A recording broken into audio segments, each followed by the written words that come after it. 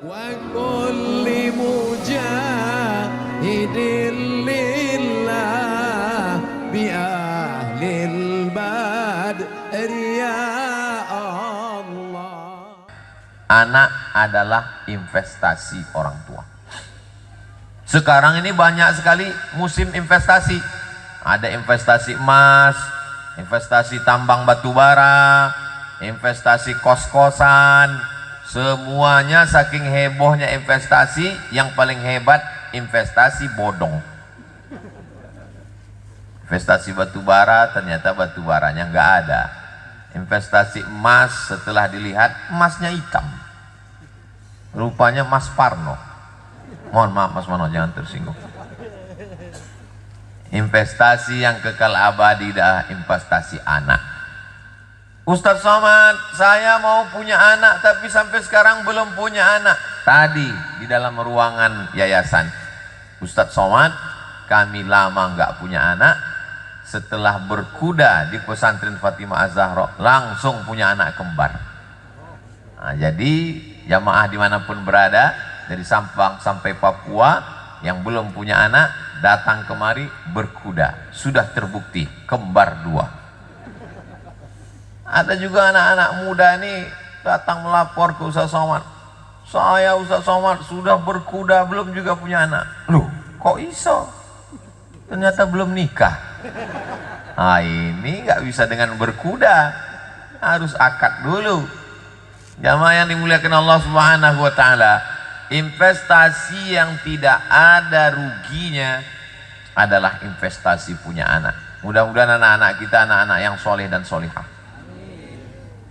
Dari mulai PAUD sampai habis selesai PAUD TK, habis TK masuk SMP, terpelihara, terjaga.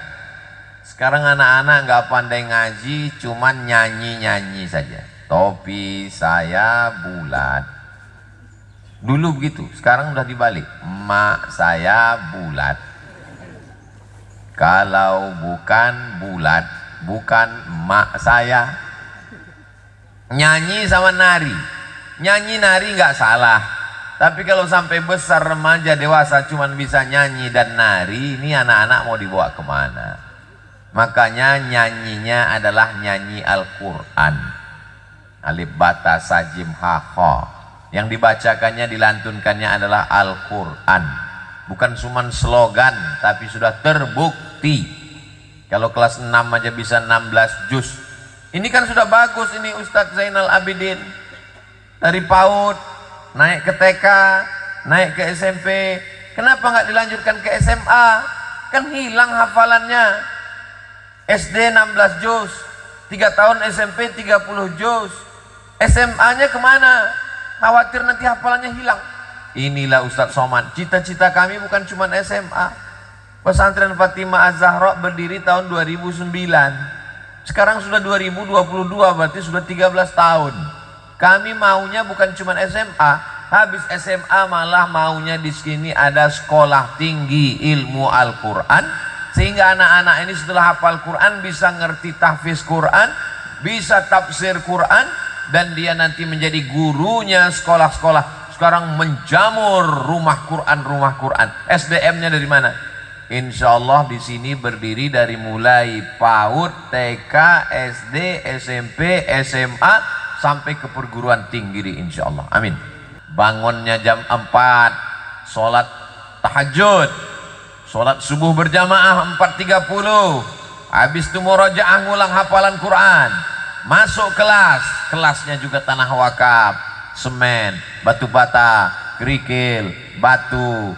Lalu kemudian sholat zuhur, dari pagi sampai zuhur dia tetap sekolah, SD, SMP. Dia tidak hanya sekedar ngapal Quran, tapi punya ijazah.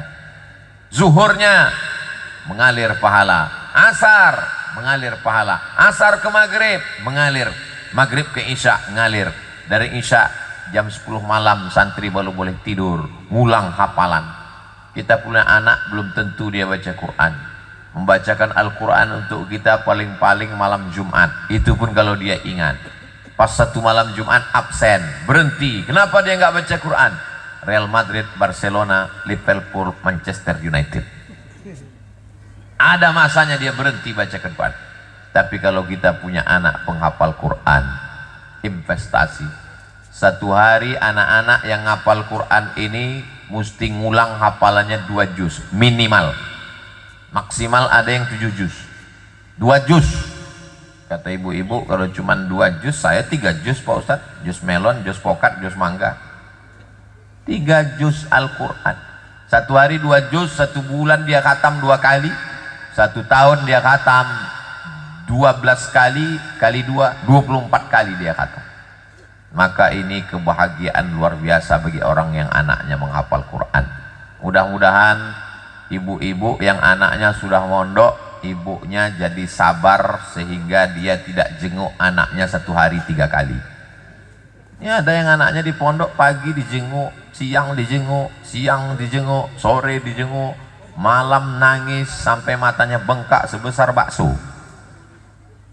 Suaminya sudah ngasih tahu, lebih baik kamu nangis sekarang, Bu, daripada nangis 20 tahun lagi karena anakmu pecandu narkoba, karena anakmu pezina, karena anakmu pembalap, karena anakmu LGBT, karena anakmu rusak maksiat dosa. Lebih baik nangis sekarang. Si ibu bukannya diam, malah lebih kuat lagi suaranya. Aku nangis karena aku yang mengandung, aku menyusukan, aku yang melahirkan. Akhirnya bapak kalah. Memang betul. Memang betul ibu yang mengandung. Memang betul ibu yang menyusukan 2 tahun. Memang betul ibu yang melahirkannya meregang nyawa.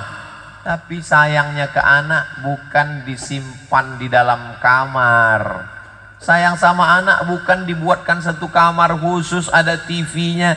Nah, ini TV untuk kamu, ini gadget yang mahal, silakan main game online, judi online juga nggak apa-apa. Ini sudah siap 2 paket 4 giga.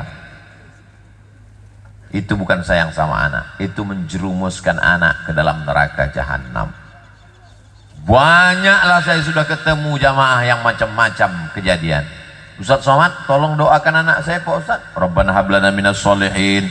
Bukan doa yang itu Pak Ustaz. Doa yang mana? Doa supaya berhenti main game online. Oh, saya belum ketemu hadisnya. Belum pernah saya ketemu hadis dalam Sahih Bukhari. Allahumma inni na'udzubika min game online. Siapa yang belikan handphone? Saya Pak Ustadz. Siapa yang biarkan dia main handphone di kamar sendirian? Saya Pak Ustadz. Siapa yang biarkan dia main ke sana kemari di warnet nggak pulang-pulang? Saya Pak Ustadz. Siapa yang belikan dia paket 2 giga? Saya Pak Ustadz. Sekarang anak jadi kecanduan, yang salah siapa? Ustadz. Enak aja. Giliran salah saya. Ini kesalahan orang tua. Jadi kalau ada orang mengatakan kesalahan remaja, remaja itu salahnya mungkin 25%, yang 75% adalah kesalahan bapak dan ibunya. Anda ingin anak-anak Anda selamat dunia akhirat, selamat dari game online, selamat dari warnet, selamat dari narkoba, daftarkan segera ke pesantren Fatimah Az-Zahra Semarang sebelum tanggal penutupan berikut ini. Boleh dipotong, diupload ke Instagram. Kalau followernya masih sedikit, upload ke Instagram Ustadz Abdul Somad yang followernya hampir 7 juta. Yang belum follow, follow sekarang juga. Jamaah yang dimuliakan Allah Subhanahu wa Ta'ala, hari ini Bapak Ibu boleh tersenyum dan tertawa. Sampai masanya nanti, dia kalau masih kecil masih bisa dijinakkan. Tapi kalau dia sudah besar, dia bawa golok parang panjang, belikan saya motor, kalau enggak saya pancung kepala kamu. Otaknya sudah rusak. Disebabkan apa? Ganja, morfin, narkoba, macam-macam. Tolong doakan anak saya kena narkoba Pak Ustadz. Saya nggak punya doanya. Tolonglah Pak Ustadz. Akhirnya saya kasih nomor. Nomor siapa? BNN, Badan Narkotika Nasional. Tidak ada jalan lain. Masukkan anak ke pondok pesantren. Investasi akhirat. Yang kita harapkan anak jadi apa? Jadi pejabat, uangnya banyak, bagus. Dengan jadi pejabat dia bisa tolong pesantren tahfiz Quran, amin. Dengan jadi orang kaya dia bisa tolong fakir miskin, anak yatim sekolah gratis. Di pesantren tahfiz Fatimah Az-Zahra Semarang, anak-anak yang yatim, yang duafa free, gratis. Makannya dari mana? Dari Allah. Begitu orang-orang yang ikhlas itu, nggak pernah menunjukkan. Berasnya dari siapa? Dari saya. Dia nggak mau nunjuk saya. Dari siapa? Dari Allah. Kenapa dia katakan dari Allah? Karena rezeki itu datangnya dari Allah. Belum pernah saya ketemu dengan orang, ini anak-anak yatim pesantren kok bisa gratis? Dari tuyul Pak Ustaz. Bapak Ibu yang dimuliakan Allah Subhanahu wa taala. Uang yang dicari pagi, petang, siang dan malam. Ma'akal tafa'afnaita, yang dibelikan ke makanan busuk. Wa malabista fa'ablaita, yang diberikan ke pakaian lapuk. Dibelikan ke pakaian lapuk. Ini Ustadz Somad pakai batiknya bagus sekali. Ini batik mereknya Casio, kasih orang. Dipakai lapuk, dimakan busuk. Wa mata saddaqta, yang kau sedekahkan itulah yang akan kekal abadi, menolong di hadapan Allah Subhanahu wa taala. Di mana-mana kalau saya tausiah tentang penggalangan dana pondok pesantren, itu biasanya santri sudah siap-siap dengan kotak dan kresek bawa ke jamaah. Tapi di pesantren Fatimah Zahra Semarang unik, nggak ada pakai kotak, karena ternyata mereka langsung transfer banking. Luar biasa, transfer ke nomor berikut. Oh, nggak ada nomornya. Hah? Sedang mutar, Masya Allah, mutar tapi nggak kelihatan. Jadi ini nama, oh ada mutar. Bapak Ibu silakan, mau diisi 1 juta insya Allah muat karena kotaknya besar. Yang mau pakai transfer banking silakan. Begitu selesai pencet nangis. Ingat almarhum bapak? Bukan Pak Ustaz. Ingat almarhum ibu? Makin kuat. Ternyata salah pencet.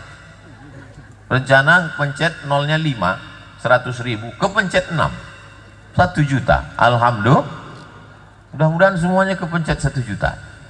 1.000 orang selesai bangunan 1 miliar. Nggak mesti sekarang, bisa juga sejam yang akan datang, bisa juga 3 kali cicil, nggak apa-apa. Pagi 1 juta, siang 1 juta, malam 1 juta. Kalau ada ibu bapak punya tabungan 100 juta, amin. Saya ulang sekali lagi, ada di antara bapak ibu punya tabungan 100 juta, amin. Lalu dia transfer ke pesantren Fatimah Az-Zahra Semarang 1 juta. Berapakah yang tinggal di rekening bank? 99 juta. Nanti malam meninggal.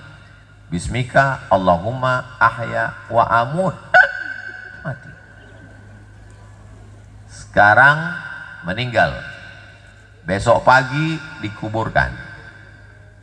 Yang dia bawa mati yang 1 juta itu atau yang 99 juta? Yang 1 juta itulah yang dia bawa mati menghadap Allah. Yang 99 juta akan diambil oleh istrinya, akan diambil oleh suaminya, akan dibagikan ke ahli waris. Anak laki-laki dapat 2 kali bagian, anak perempuan habis entek, tidak tersisa sedikit pun. Orang mati nggak bawa apa-apa. Sudah lama saya hidup, sudah banyak saya lihat kuburan di Mesir, di Maroko, di Sudan, di Pekanbaru, di Jawa. Belum pernah ngelihat ada orang mati bawa tas isinya kartu kredit. Semuanya tinggal. 100 juta di rekening bank, 1 juta yang ditransferkan ke pesantren Fatimah Zahra Semarang. Yang 1 juta itulah yang dibawa mati. Yang 99 tinggal diambil oleh ahli waris. Habis, tak bersisa sama sekali. Begitulah kehidupan manusia ini. Itu kalau yang dibawa 1 juta. Gimana kalau yang dibawa 2.000? Masya Allah, tabarakallah. Bapak Ibu yang dimuliakan Allah Subhanahu wa ta'ala, idza matal insan, kalau manusia mati, inqata'a, putus amal, putus. Ibu-ibu yang rajin baca Yasin, putus. Bapak-bapak yang rajin sholat duha, sholat tahajud, sholat witir, putus. Tapi ada yang tetap mengalir. Apa dia? Shadaqatun jariyah. Itulah yang mengalir di hadapan Allah Subhanahu wa taala. Ini pondok pesantren insya Allah sampai hari kiamat nggak bakalan bubar. Amin. Dari mana Ustaz tahu pesantren ini nggak akan bakalan bubar? Karena nggak akan ada rebut-rebutan ahli waris. Karena pesantrennya bukan punya ahli waris. Pesantren ini nggak akan bubar karena kadernya akan tetap ada. Kenapa kadernya tetap ada? Karena santri-santrinya penghafal Quran. Ustadz Somad, santri kami pergi ke Yaman, ngambil sanad, sudah jadi syekhah. Syekhah artinya penghafal Quran yang dapat sanad sehingga dia bisa mewariskan sanad Al-Quran, qiraat Hafs an Asim, qiraat Warsh, qiraat Kumbul, qiraat Ibnu Katsir, dengan berbagai macam variasi membaca Al-Quran. Oh, saya nggak mau anak saya ngapal Quran cuman jadi ustazah. Penghafal Quran bisa jadi dokter spesialis, gratis beasiswa. Saya ketemu dengan Pak Rektor Universitas Islam Indonesia Yogyakarta, Ustaz Somad, penghafal Quran di sini dapat beasiswa full gratis. Penghafal Quran bisa jadi pengacara, ambil fakultas hukum, profesor, doktor, SH, MH, PhD, ahli pakar hukum. Dia bisa jadi apapun dan dia akan mendoakan kita semua. Setiap dia menghafal Quran, pahalanya mengalir ke kita. Kalau kita bukan penghafal Quran, maka buatlah pesantren hafal Quran. Gak sanggup buat pesantren tahfiz Quran, support asramanya, ruang gurunya, kelasnya, maka kita mendapatkan pahala mereka. Bayangkan satu anak, 1 tahun 25 anak, kelas 1, kelas 2, kelas 3 SMP 75, tamat nambah lagi, sampai hari ini dia bertahan 75 terus. Kenapa 75? Karena setahun hanya menampung 25, 75 anak yang SMP. Adapun yang PAUD, yang TK, yang SD bisa banyak karena nggak mondok. Adapun yang mondok ini memang terbatas kamarnya, toiletnya, kamar mandinya, apalagi ini anak-anak perempuan mesti terjaga. Beda dengan pesantren anak laki-laki, lebih bebas, lebih bisa berkeliaran. Anak perempuan auratnya terjaga, matanya terjaga, rambutnya terjaga, pakaiannya terjaga, lingkungannya terjaga. Maka investasi akhirat ini, kalau ada orang buat bangunan tiangnya retak, itu arsitek bisa ganti tiang baru. Kalau atapnya bolong, ganti atap baru. Tapi kalau sampai anak ini rusak, tidak bisa anak ini dimusnahkan. Pak, ini ada anak satu yang rusak, suntik mati, kita ganti anak baru. Oh, nggak bisa. Ini anak dididik, dibentuk. Anak ini seperti bangunan bambu. Bambu itu bisa dibentuk melengkung. Pergilah ke tempat jualan tanaman hias. Saya pernah ngelihat bambu bisa dikepang seperti rambut. Bambu bisa dikepang. Gimana bentuk bambu bisa dikepang seperti ini? Bisa Pak Ustadz, dari kecil sudah dijalin pakai kawat, bisa dibuat melengkung, bisa cantik. Bambu bisa dibentuk ketika masih muda. Tapi kalau dia sudah jadi bambu kuning, mau dibentuk, dua kemungkinan. Dia patah atau kepala kita pecah. Maka mumpung dia masih belia, masih kecil, akalnya masih kuat, otaknya masih sehat, belum terkontaminasi, terkotori dengan apa-apa, maka kita bentuk dengan pondok pesantren. Kita bukan kiai, kita bukan ustadz, kita nggak mampu mendidik anak orang, kita tinggal support semennya, batu batanya. Walaupun jamaah tidak semuanya hadir pada pagi ini karena kesibukan, tapi insya Allah ini akan diupload di channel Ustadz Abdul Somad Official. Subscribe, like, share, and comment. Nanti jamaah akan nonton, mereka akan datang ke Semarang, mereka terbang mendarat di kota Semarang, mereka cari mana itu pondok pesantren Fatimah Zahra, mereka buka www.google.com, pesantren Fatimah Az-Zahra Semarang. Mereka pun datang kemari. Ini yang tempat Ustaz Somad tausiah kemarin. Iya. Mana kelas asrama yang mau dibangun? Berapa lagi yang perlu disupport? Berapa batu bata? Berapa batu kerikil? Berapa pasir? Berapa sak semen? Bapak mau bantu? Enggak, mau nanya aja. Bapak Ibu yang dimuliakan Allah Subhanahu wa ta'ala, saya amat sangat merasa terhormat diberikan kehormatan. Kenapa? Karena kalau 1 tahun ada 25 anak, saya datang kemari tahun 2022, 25 anak ini hafal Quran, dan saya meninggal tahun 2040.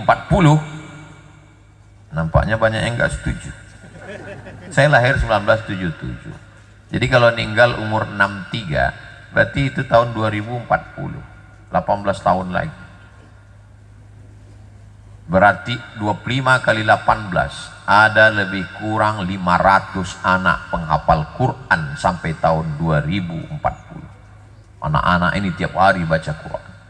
mengalir ke Ustadz Zainal Abidin, mengalir ke ustazah-ustazah, mengalir ke wali-walinya. Tapi ke Ustadz Somad juga mengalir, cuman nggak terlalu banyak, paling ya 0 berapa persen lah. Kenapa nggak banyak? Karena cuma tausiah sekali.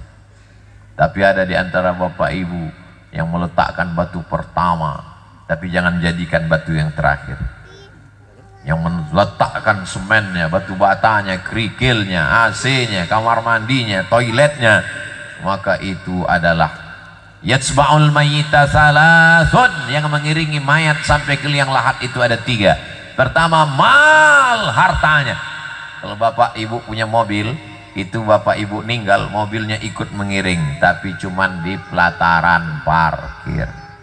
Belum pernah saya lihat orang Islam mati bawa mobil. Jangankan mobil, mobil-mobilan pun tinggal. Ahluhu, keluarganya, temannya, kawannya, sahabatnya, semua ikut mengiringi. Hanya sampai ke pintu liang lahat. Setelah itu apa kata mereka? Kami hanya sampai mengantar ke pintu gerbang, bro. Habis itu kau menghadap Allah sendirian. Walaqad ji'tumuna furada. Kamu akan datang menghadap Allah sendirian. Kama khalaqnakum awwala marrah, sebagaimana dulu kau lahir sendirian, kau pun akan mati menghadap Allah dalam keadaan sendirian. Apa yang sudah kau tanam, itulah yang akan kau panen. Kalau kebetulan nanam padi, panennya insya Allah padi. Tanam jagung, panennya insya Allah jagung. Tanam tebu, panennya insya Allah tebu. Tapi kalau tanam rumput, nggak akan pernah panen padi. Kalaulah nanam rumput bisa panen padi, itu lapangan golf udah padi semua isinya. Tapi kalau nanam padi, pasti akan tumbuh rumput-rumput. Memang kalau kita buat baik ini pasti akan ada rumput-rumputnya. Itu nggak usah kita urus. Itu memang sudah sunnatullah.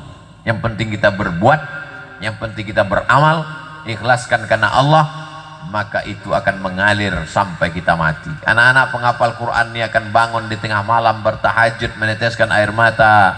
Rabbil firli wali walidayya warhamhuma kama rabbayani shaghira. Selesai dia baca Quran, dia katakan, Allahumma ausil sawaba ma qara'nahu, ya Allah sampaikan pahala bacaan Quranku hari ini 1 juz untuk almarhum ayahku, untuk almarhumah ibuku, untuk almarhum Ustadz Abdul Somad yang pernah ceramah di pondokku, kata dia. Mudah-mudahan anak-anak ini ingat dengan Ustadz Somad. Amin. Gak ingat pun insya Allah malaikat akan mengingatkan mereka. Kira-kira anak-anak santri sekalian ingat gak dengan Ustadz Somad? Dari bunyinya gak ingat. Mereka anak perempuan, suaranya nggak keras seperti anak laki-laki. Mereka mengucapkannya dari balik cadar. Mereka cukup bilang dalam hati mereka. Begitulah mereka menjaga kehormatannya, sampai-sampai suaranya pun dia tidak ingin didengar orang lain. Wajah mereka tutup. Dulu perempuan menutup wajahnya, diejek-ejek, diolok-olok. Datang COVID, 2 tahun kita nutup wajah. Telinga pun maju ke depan, ketarik sama masker.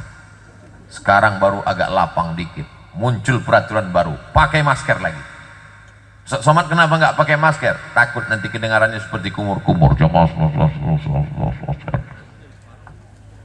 Jamaah yang dimuliakan Allah Subhanahu wa Ta'ala, pertemuan kita di pagi yang penuh barokah hari ini adalah hari Kamis, hari diangkatnya amal. Kartu kuning sudah keluar. Hari ini hari Kamis, diangkat amal. Ya Rasulullah, mengapa engkau puasa hari Kamis ya Rasulullah? Turfa'u fihil a'mal. Hari Kamis amal-amal diangkat. Selama sepekan hari Kamis amal diangkat.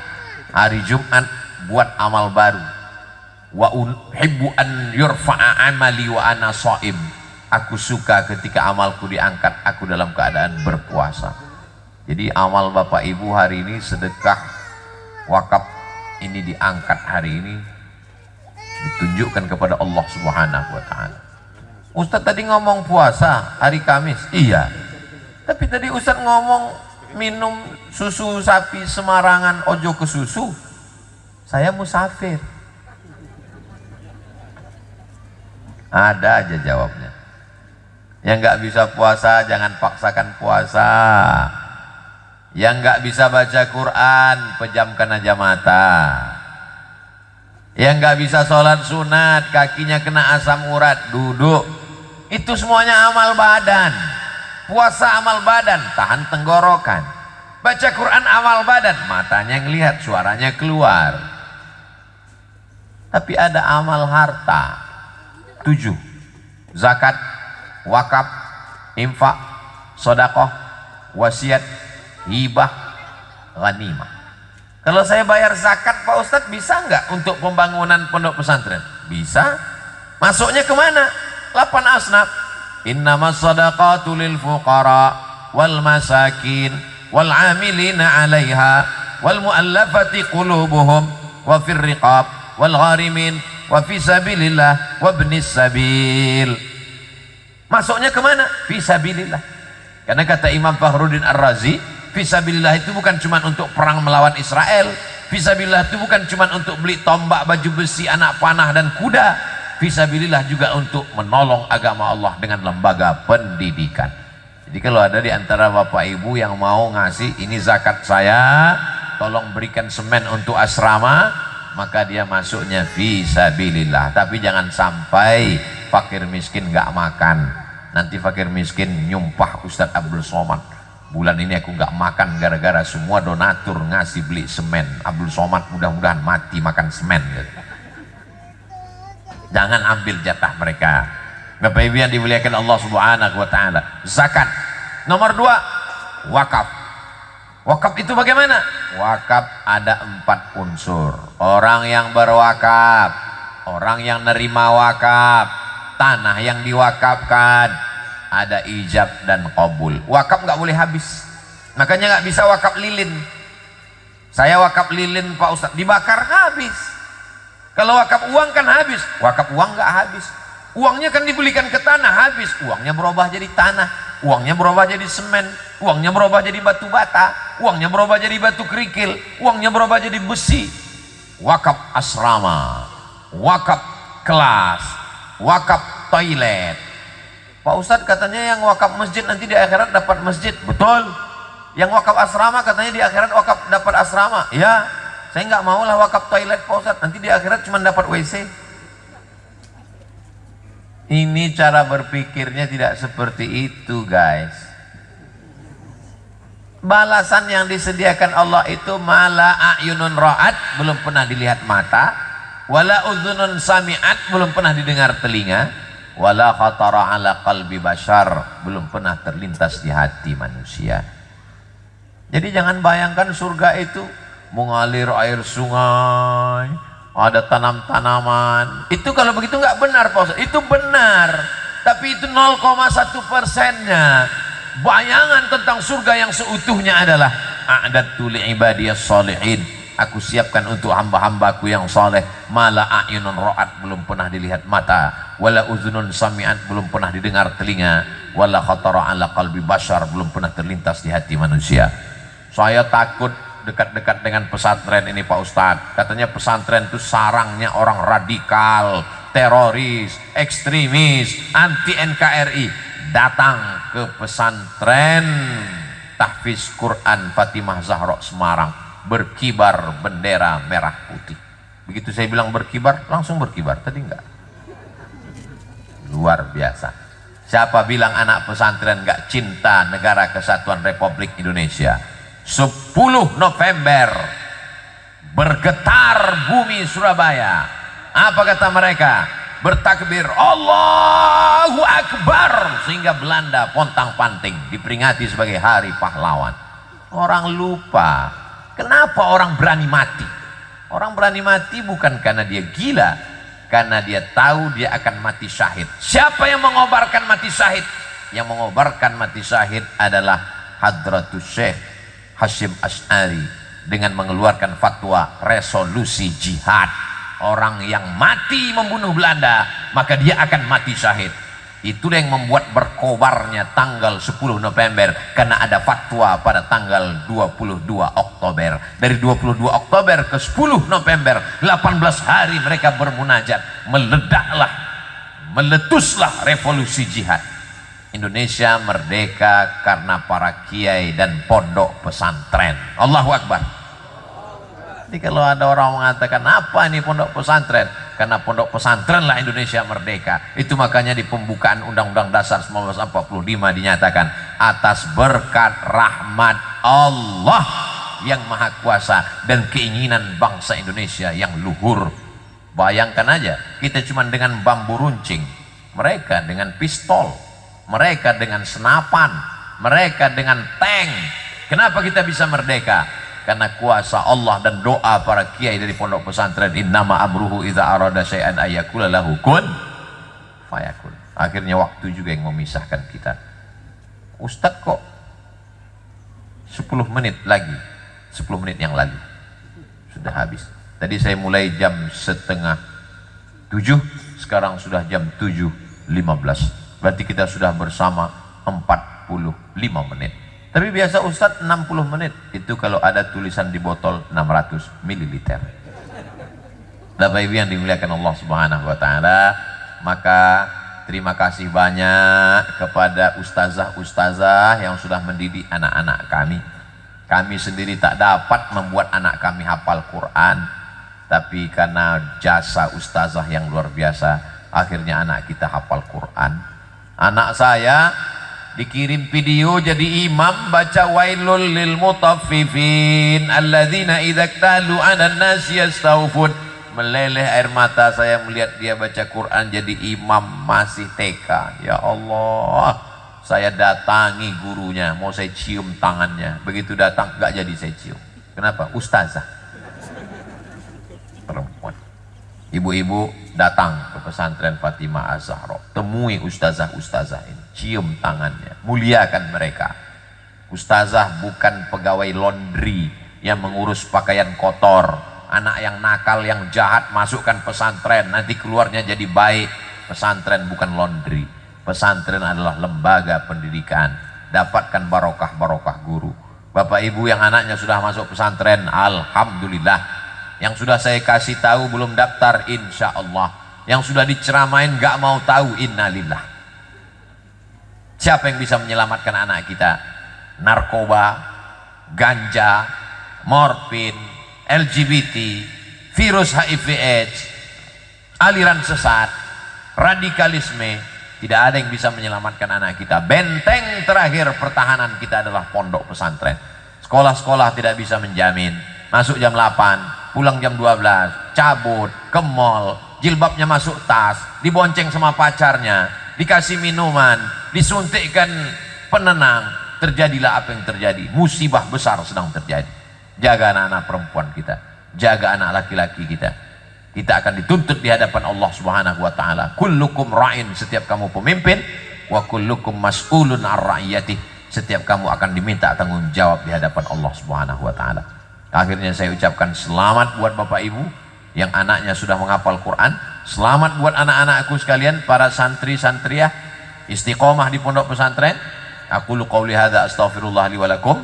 Di akhir majelis mari kita sama berdoa kepada Allah. Mudah-mudahan yang berwakaf, berinfak, bersedekah dilimpah gandakan harta melimpah. Yang belum dibukakan Allah pintu hatinya, datang kemari mensupport melihat pembangunan pondok pesantren Fatimah Az-Zahra Kota Semarang. Ala hazihin niyah, untuk niat yang baik-baik. Mudah-mudahan kita mendapatkan keluarga sakinah mawaddah warahmah, anak-anak kita soleh dan solihah, menjadi mujahid fi sabilillah. Negara Kesatuan Republik Indonesia dijadikan baldatun thayyibatun wa rabbun ghafur. Ala hazihin niyah wa kulli niyatin salihah. Al-Fatihah. Wa kulli mujahidin lillah bi ahlil badriyah.